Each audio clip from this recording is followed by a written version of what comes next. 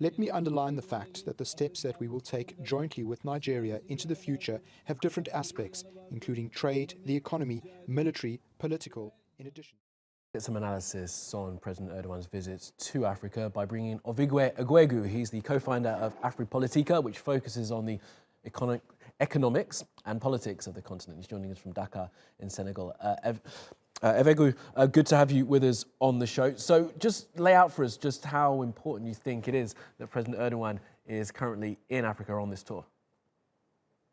Well, yeah, thanks for having me. So one thing you have to realize that in the last, about 20 years or so, we've seen a major, outreach towards the continent from Turkey, and that outreach has been largely well received.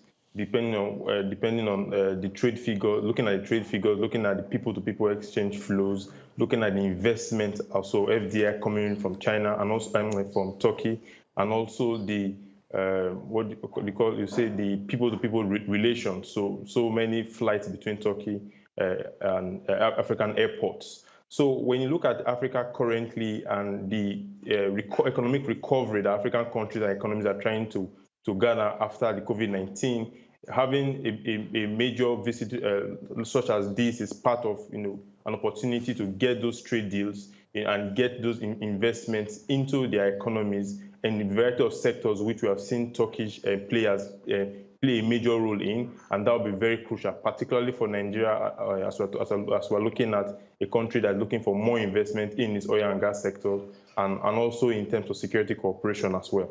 And Ovigwe, do you get the sense from people you've spoken to about the Turkish president's visit that they feel like it's on an equal footing in terms of the relationship between the Turkish government and governments on the continent?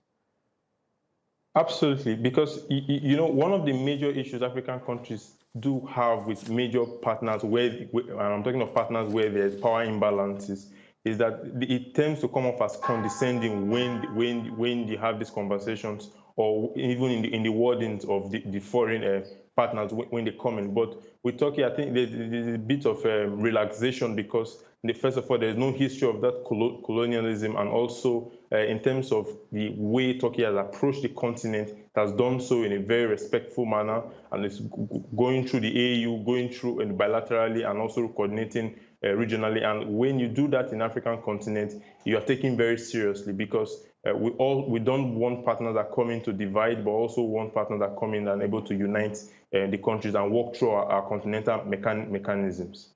And finally then, Ovigwe, what steps would you like to see take place? What kind of deals signed, memorandums of understanding, if you will, would you like to see coming out of this visit? We've already seen a bunch signed in Angola, and there'll be more signed, of course, today while the president's in Nigeria. Yeah, for Nigeria in particular, I would say security sector, because we have, it's a case of Turkey has what Nigeria needs. And when I say Turkey, what Turkey has, we're talking things like UAVs, drones. We have military equipment that Turkey has a very burgeoning local defense industry that has shown capacity in terms of manufacturing heavy equipment. So we really would like to see those deals because Nigeria currently is faced with security challenges, particularly in the northeast with Boko Haram and ISWAP, and also in the northwest, with banditry. And there's a need to have capabilities to do surveillance, to collect intelligence. And those Turkish UAVs we have seen perform very well in other countries, whether you're looking at Libya or Ethiopia. It's going to be very crucial to have these capabilities to assist military operations in Nigeria. Okay, Ovigwe Eguegu from Afripolitika, do appreciate your analysis. Thank you again for being with us.